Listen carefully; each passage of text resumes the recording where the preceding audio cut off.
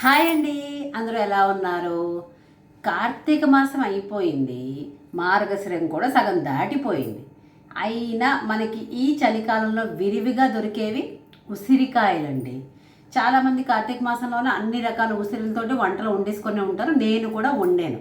కాకపోతే అప్పుడు నాకు వీడియో తీయడం అవి కుదరలేదు. కాకపోతే మళ్ళీ నాకు ఉసిరికాయలు వచ్చాయన్నమాట. సరే, ఈసారి వీడియో తీసి దాని తాలూకా ప్రాముఖ్యత, అంటే ఉసిరి వల్ల చాలా బెనిఫిట్స్ ఉన్నాయండి. లైక్ వైటమిన్ సి అని కానీ, ఈ చలికాలంలో బేసికల్గా చాలామంది పిల్లలేంటి, మనం పెద్దవాళ్ళం కూడా దగ్గు, జలుబు, నానా రకాలుగా ఇబ్బంది పడుతూ ఉంటాం కదండి. అలాంటి వాటికి ఈ ఉసిరికాయ అనేది బెస్ట్ ఔషధం అండి. సో అలాంటి ఉసిరికాయతో మనం ఈరోజు 2 రెసిపీస్ అయితే చేసుకుంటున్నామండి. చాలా బాగుంటాయి. అయితే నేను ఇక కూర ఏం వండటం లేదు. ఆ 2 రెసిపీస్ తోటే ఈరోజు నా లంచ్ అయితే ప్లాన్ చేసేసుకున్నాము. సూపర్ సూపర్ టేస్టీ, వేడి వేడి అన్నంతో ఈ 2 తింటే ఎక్కడైనా ఎవరికైనా జలుబు దగ్గు ఉందంటే టప్ టప్ టప్ అని ఎగిరిపోతాయండి. మరి అలాంటి వెరైటీస్ ఏంటో చూసేద్దామా? వచ్చేసేయండి. సో నేను 2 వెరైటీల కోసం 1/2 కేజీ ఉసిరికాయలు అయితే తెప్పించుకున్నానండి. సో 1/2 కేజీ ఉసిరికాయలు నేను 2 భాగాలుగా చేసుకున్నాను. సో దట్ నేను 2 వెరైటీస్ చేయడం కోసం. సో ఆ ఉసిరికాయల్ని మనం శుభ్రంగా కడిగి తుడిచి ఆరబెట్టుకున్న తర్వాత చిన్న చిన్న ముక్కలుగా, అంటే వేలుకి ఒక ఫస్ట్ నడత ఉంటుంది కదండి, ఫస్ట్ గీత, ఆ గీత సైజులో ఉన్న ముక్కలుగా చేసుకుంటే సరిపోతుంది. చూసారు కదా, నేను 2 భాగాలుగా విడదీసినవి 2 చక్కగా తరిగేసి ఉంచుకున్నానండి. అందులో నేను ఫస్ట్ భాగంతో ఒక వెరైటీ చేయబోతున్నాను. అదేనండి ఉసిరికాయ పచ్చడి. సో దానికి కావాల్సిన తరిగిన ఉసిరికాయ ముక్కలు, ఎండుమిరపకాయలు, కరివేపాకు, పచ్చిమిరపకాయలనండి. ఇంకా మిగతావన్నీ మన ఇంట్లో ఉన్న ఐటమ్సే. అలాగే ఈ పచ్చడికి లాస్ట్లో నేను చిన్న ఇంగ్రీడియంట్ వేరేది కలుపుతాను, అది ఆప్షనల్ అండి, అందుకని నేను పెద్దగా చూపించలేదు. సో పచ్చళ్ళకి ఎప్పుడైనా నువ్వుల నూనె ఉంటే కొంచెం బాగుంటుందండి. అందులో ఒక 1 వీక్ అలా నిల్వ ఉండాలనుకున్నప్పుడు నువ్వుల నూనె వేసుకోవడం ఇంకా శ్రేష్టం కూడా.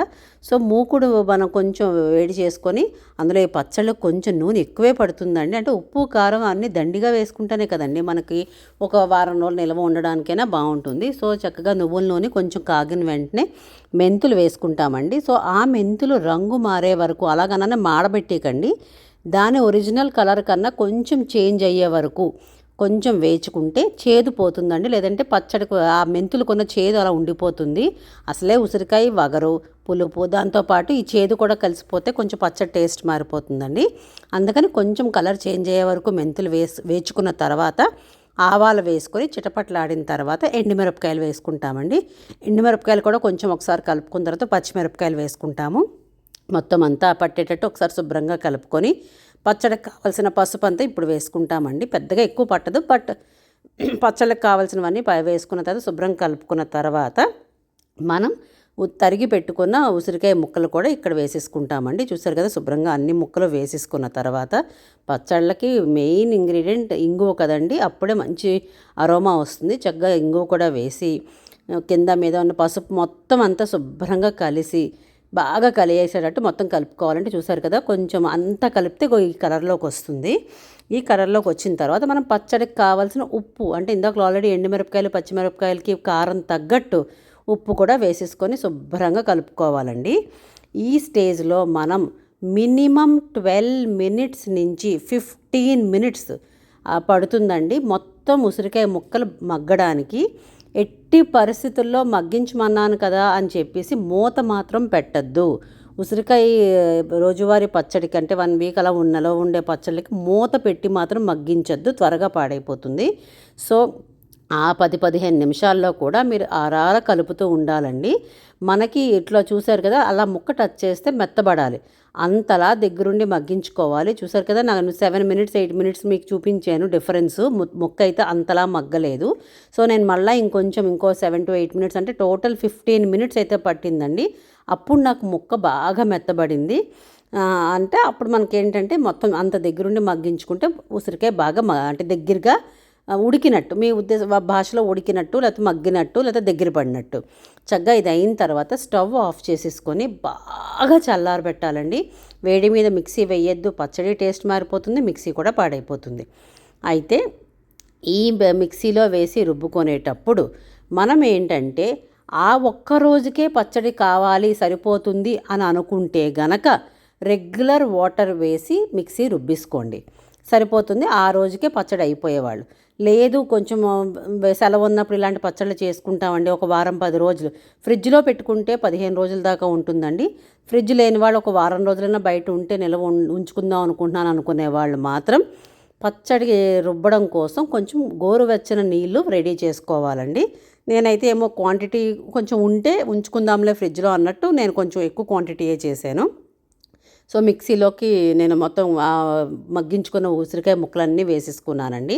నేను స్టార్టింగ్లో చెప్పాను కదండి ఒక ఇంగ్రీడియంట్ వేస్తాను అని, అదేనండి కొత్తిమీరి. మీకు నచ్చితే కొత్తిమీర కూడా వేసుకొని గోరువెచ్చని నీటితో మిక్సీ రుబ్బుకోండి. నచ్చకపోతే కొత్తిమీర కొంతమందికి ఇష్టపడరు, అలాంటి వాళ్ళు ఈ కొత్తిమీరని స్కిప్ చేసేసేయండి, ప్రాబ్లం ఏమీ లేదు. చక్కగా నేను చూశారు కదండి కొత్తిమీర వేసుకొని గోరువెచ్చని నీళ్ళతోటి మిక్సీ చేసి పెట్టేసుకున్నానండి. అసలు మీరు మిక్సీ అంత శుభ్రంగా రుబ్బీసీలో ఓపెన్ చేయంగానే అబ్బా అన్నం రెడీయా అన్నంతలా అనిపిస్తుందండి. ఎందుకంటే పచ్చడి వేసుకొని తినేయాలా అన్నంతలా బాగుంటుంది. సో నేను దీన్ని ఒక డబ్బాలోకి అయితే తీసేసుకున్నాను లంచ్కి ప్రిపేర్ చేసుకోవడానికి. మరి పచ్చడి ఒకటే సరిపోదు కదండి, అందులో నేను స్టార్టింగే రెండో భాగం కూడా చేసి ఉంచాను కదా. ఇప్పుడు దానికోసం ఒక వెరైటీ, అదేనండి ఉసిరికాయ రసం. అయితే నేను ఒక చిన్న ఇంగ్రీడియంట్ కలపడం వల్ల రసం అని చెప్తున్నాను, లేకపోతే చాలామందిని ఉసిరికాయ చారు అని కూడా అంటారండి. సో ఆ ఉసిరికాయ చారుకు కావాల్సింది ఏంటంటే ఇందాక తరిగి పెట్టుకున్న ఉసిరికాయ ముక్కలు, 2 మంచి ఎర్రటి పండిన టమాటాలు, కొత్తిమీర, పచ్చిమిరపకాయ, అల్లం, వెల్లుల్లి, మిరియాలు, జీలకర్ర, కరివేపాకు, ఇంతేనండి. సో చక్కగా మిక్సీలోకి బాగా పండిన టమాటాలు తీసుకుంటాము, అలాగే తరిగి ఉంచుకున్న ఉసిరికాయ ముక్కలు, జీలకర్ర అండ్ మిరియాలు శుభ్రంగా వేసేసుకొని ఫైన్ పేస్ట్ చేసుకోండి. చక్కగా ఎక్కడ కెతుకులు వద్దు, మెత్తగా మనం చక్కగా అంటే జనరల్గా పచ్చడి ఎలా రుబ్బుకుంటాం అలా చూసారు కదా, ఈ టెక్స్చర్లో వచ్చే వరకు శుభ్రంగా అయితే రుబ్బుకుంటామండి. రుబ్బుకున్న తర్వాత మనం ఒక వెడలపాటి మూకుడైనా పర్వాలేదు, గిన్నె అయినా పర్వాలేదు, అడుగు అంటుకూడదు. అలాంటి రసానికి ఒక గిన్నె రెడీ చేసుకొని ఉంచుకోండి. కొంచెం ఆయిల్ వేసుకొని, ఆయిల్ వేడెక్కగానే మనం ఆవాలు వేసుకుంటాము. ఆవాలు చిటపట్లాడంగానే జీలకర్ర అండి. జీలకర్ర అవ్వగానే మనం 2 పచ్చిమిరపకాయలు ఉంచుకున్నాం కదా, 2 పచ్చిమిరపకాయలు, ఎండుమిరపకాయలు, కరివేపాకు, దంచి ఉంచుకున్న వెల్లుల్లిపాయలు, చిన్న పిసరు తరిగి ఉంచుకున్న అల్లం ముక్కలు అన్నీ వేసుకొని శుభ్రంగా కలుపుకోవాలండి. అలాగే మనకి చారు ముందుగానే అంటే ఫస్టే పోపు దినుసులు అన్నీ వేసేస్తున్నాం కాబట్టి ఇంగువ కూడా వేసుకొని శుభ్రంగా కలుపుకున్న తర్వాత అంటే ఇక్కడ మనం మిగిలిపోయింది ఏంటంటే కొంచెం పసుపు వేసుకొని శుభ్రం కలుపుకున్న తర్వాత రుబ్బి ఉంచుకున్న మనం ఇందాక ఉసిరికాయ టమాటా పేస్ట్ చక్కగా అది ఇందులో వేసేసుకుంటామండి. వేసుకుంటే చూసారు కదా, వేసుకున్న తర్వాత మొత్తం చారుకు కావాల్సిన ఉప్పు అంతా వేసుకొని శుభ్రం కలుపుకోవాలండి. అయితే ఇక్కడ మనం ఇప్పుడు చూసారు కదా ముద్దగానే ఉంది సార్, మనకి రసంలా కానీ లేదా చారులా కానీ కావాలంటే వాటర్ కలుపుకోవాలి కదండి. నేనైతే ఆ మిక్సీ జార్నే కొంచెం తొరుపుకొని ఆ వాటర్ తోటే నేను మొత్తం అంతా నింపేసుకున్నాను. అలా తొరపడం ఇష్టం లేని వాళ్ళు ఫ్రెష్ వాటర్ అయినా వేసుకోండి. చక్కగా మనకున్న కావాల్సిన టెక్స్చర్లో వేసుకొని శుభ్రంగా కలుపుకోవాలండి. కలుపుకున్న తర్వాత మొత్తం అంతా కలుపుకొని అది ఒక పొంగు రావాలండి. మినిమం అంటే ఒక మరుగులాగా లేకపోతే పొంగులాగా శుభ్రంగా రావడానికి మనకి టైం పడుతుంది. చక్కగా ఒక 5 minutes మ్యాక్సిమం, అంతకన్నా ఎక్కువ ఏం పట్టదు. చూసారు కదా 5 minutes అవ్వగానే ఎంతలా చక్క మరుగుతున్నదో. ఇక్కడ నేను ఒక ఇంగ్రీడియంట్ కలుపుతున్నానండి. అదేంటనంటే నామకహ అప్పటికప్పుడు నేను కందిపప్పు అయితే ఉడికించుకున్నాను. ఆ ఉడికించిన కందిపప్పును నేను ఈ రసంలో వేసాను. ఎందుకంటే నేను ఈరోజైతే కూర ఏం చేయలేదండి, ఆల్రెడీ పచ్చడి చేశాను. రసం చారు పెడదాం అనుకుని ఉసిరికాయ చారు అనుకొని ప్లాన్ చేశాను. కాకపోతే చారు మరి పలచగా అయిపోతుందేమోనని చెప్పి అప్పటికప్పుడు నేను కందిపప్పు రుబ్బుకొని ఆ రుబ్బిన మిశ్రమాన్ని కూడా ఇందులో కలుపుకుంటే కొంచెం అంటే మరీ చారులా పలచగా కాకుండా ఇలా కొంచెం ఒక రవ్వంత చిక్కదనం ఉంటుంది అనే ఉద్దేశంలో, సో దట్ కూర స్కిప్ చేసుకోవచ్చు అని నేను చేసుకున్నానండి. మీకు అది పప్పు అవసరం లేదనుకుంటే అది స్కిప్ చేసేసుకోండి. తర్వాత దండిగా కొత్తిమీర వేసుకోవాలండి. మీకు అది వేసి ఒక్క చిన్న మరుగు వచ్చి ఉంటే అప్పటికే అసలు మీకు మిరియాల ఘాటు, కొత్తిమీర ఫ్లేవర్ అది వచ్చేసరికి ఇల్లంతా మంచి సువాసన, అంటే మంచిగా అరోమా అయితే వచ్చేస్తుందండి వంటిల్లంతా. చూసారు కదా, ఇది కూడా మనకి అంటే ఒక వీకెండ్ రోజు అంటే సాటర్డే అవనివ్వండి. నేను ఎందుకు ఈ వంటలు మీకు వీకెండ్ పోస్ట్ చేస్తున్నానంటే సో దట్ మీరు ఎప్పుడైనా అవకాశం ఉంటే శనివారం చేశాను అనుకోండి వీడియో, ఆదివారం మీకు ఎవరికైనా చేయాలంటే చేసుకోవచ్చు, లేకపోతే శనివారం ఏదైనా వంటలు చేస్తే మీ వీక్లో ఎప్పుడైనా మీరు ప్లాన్ చేసుకోవచ్చు అనే ఉద్దేశంలో వీకెండ్స్ చేస్తున్నానండి. చూసారు కదా, కొత్తిమీర అవి వేసుకున్న తర్వాత 1 మినిట్ ఉండగానే అది కూడా అక్కడ మరుగు వచ్చింది. డన్ అండి, అంతకు మించి ఇంకేం అక్కర్లేదు. స్టవ్ ఆఫ్ చేసేసుకొని మూత పెట్టేసుకున్నాను. ఒక పక్కనైతే నేను కుక్కర్ విజిల్ కూడా పెట్టేసుకొని రెడీ అయిపోతున్నానండి. ఇంకా రైస్ అయిపోగానే పచ్చడి చారుతో శుభ్రంగా లంచ్ అయితే ప్లాన్ చేసేసుకున్నానండి. మీరు కూడా ఇలాంటి వీకెండ్స్లో వీలైతే ట్రై చేసి ఇలాంటి వెరైటీస్ అన్నీ చేసి మీ పిల్లలకు పెడితే ఆరోగ్యానికి ఆరోగ్యం, వెరైటీకి వెరైటీ, టేస్ట్కి టేస్ట్ అండి.